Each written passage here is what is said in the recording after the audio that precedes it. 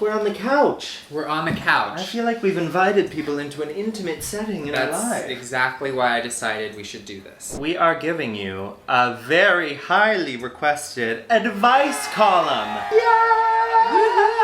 So, as we know, Ian gives very good advice to me on these TikToks, and I give some to you as well. Yeah. It's a very back and forth thing, and people DM us a lot asking for advice on relationships, long distance relationships, personal things, and I thought it's really hard to respond to all of those in the moment, so I thought, why not create a video of some of our most asked questions and some questions we think are really helpful to us that I would have wanted to hear and that will be really helpful to y'all, because there are so many different answers out to here, and the answers we give are not the be all end all, but just there are a lot of people that ask these questions to both of us, and we thought, why not create a video to answer all of them for all of you?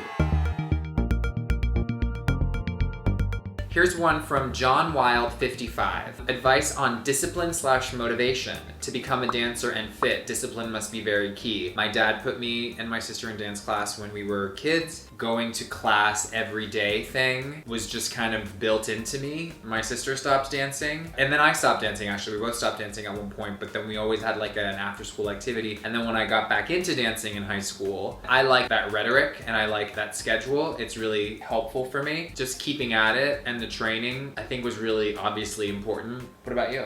I don't even know how to follow that. You're a dancer. He likes to pretend like he's not a dancer, and he is a dancer. A dancer dances. God, I'm a dancer. A dancer moves. Yes, he does. Well, I'll say, I don't know, anything just has to do with how much you decide to love the thing you're doing. If you're committing to something but there isn't the joy or the love there, then there's gonna be no point in wanting to do it, and you're not gonna get the full experience out of it. So I would say continue to commit to things you love, and it'll happen. If you start to fall in love with fitness, it'll happen. If you start to fall in love with dance, it'll happen. And I've fallen in and out of love with both of those things, so it's very possible. Kind of like me. Like you've fallen in and out of love with me. Maybe when he's mad at me, he's like, I'm out of love with you, I'm out of love with you. Or maybe he's so in love that that's why he's so mad. As we know, that can also be a thing.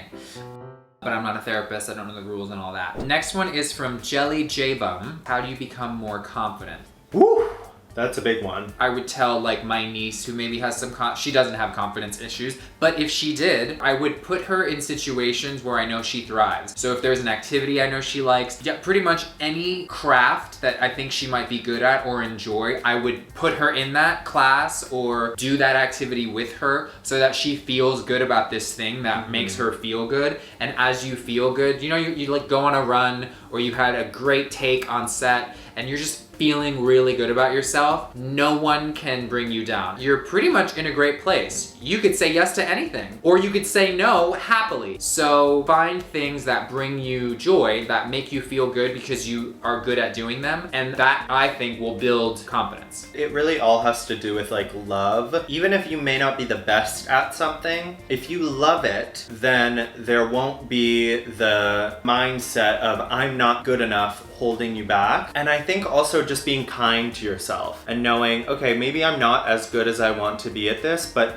no one starts out as good as they want to be. Right. And maybe you started later than you would like, but you're starting that day. So just know that whatever you may not be confident at has a whole life of its own in the future. And you just have to trust where it's gonna go, and that you will look back on these moments and think that was part of my mindset at that point. It's all just surrounded by love. If you continue telling yourself you love the thing that you may not be confident in, that will become true. Kelly Blake asks, what are some things to help you center yourself during this weird time? Scroll through Olsen Chris on TikTok and laugh. No, but also literally do things that require nothing of you. Like if you need to watch a show, like be nice to yourself during all of these times. And if you have work to do, but if you know that if you just rest a little bit, you will be more full and more yourself, then just give that time to yourself and just do things you enjoy and do things that require nothing of you at least once a day. I always have my time at the end of the day where I sit and watch TV and I may be on my phone, but I don't pressure myself to pay attention to the show the whole time, because it's like, this is time to not need to do anything, like not be answering to anything in my head. So stay productive during the day, or stay productive during the time you know you need to stay productive. And when that time is over, just be like, okay, I'm gonna fully not hold myself to any standard right now and just give myself an hour to literally do what I want to do on my own. You may be thinking like, I have so much to do in the future, or I have so much to do this week. It will get done, and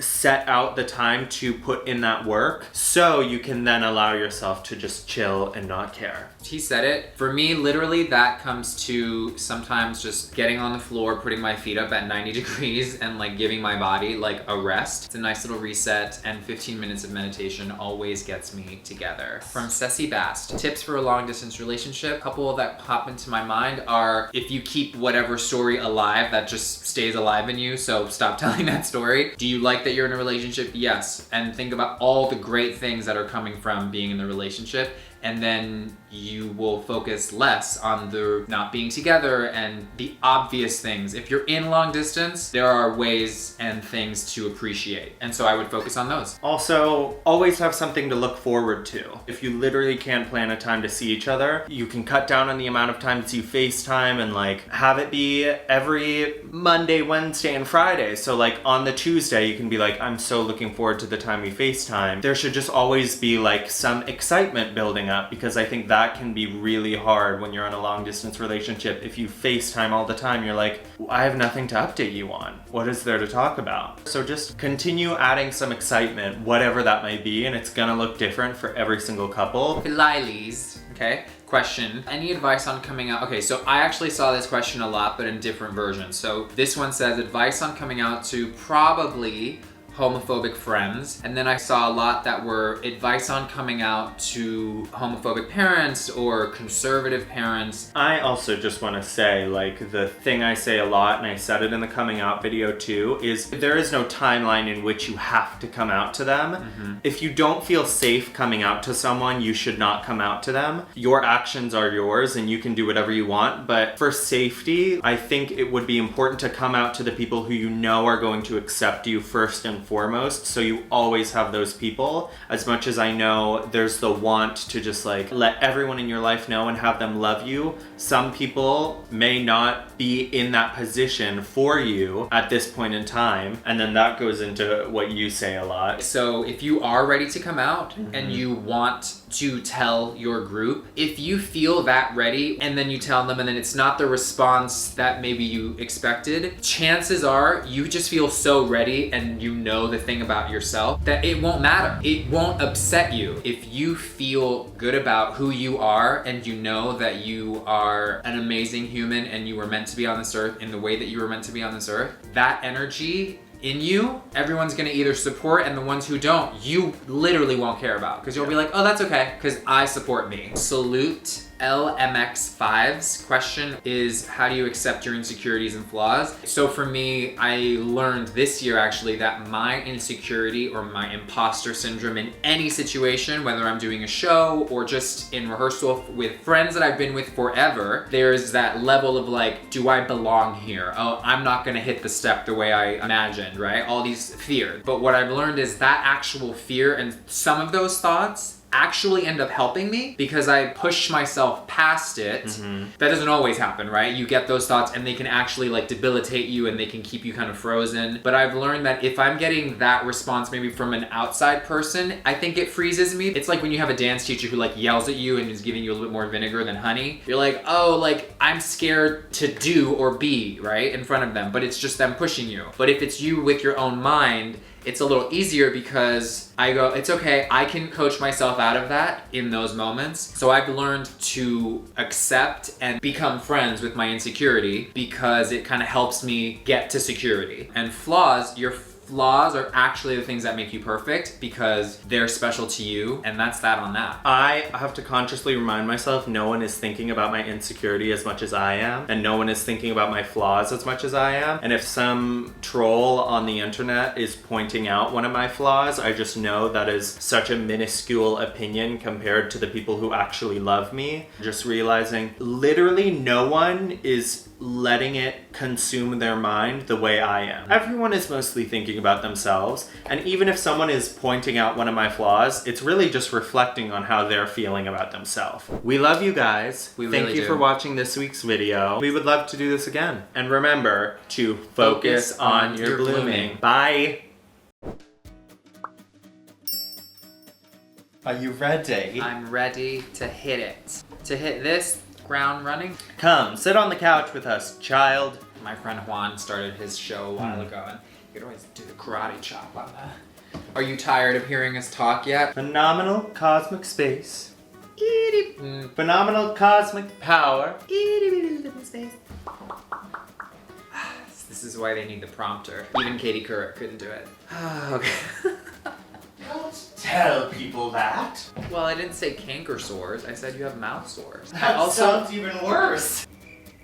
That was pretty good. This is so random. Why is this happening? Because I want to hold your hand. Anything. We're not therapists. We're not Not at all. licensed psycho. Well, maybe I'm a licensed psycho, actually. Boom.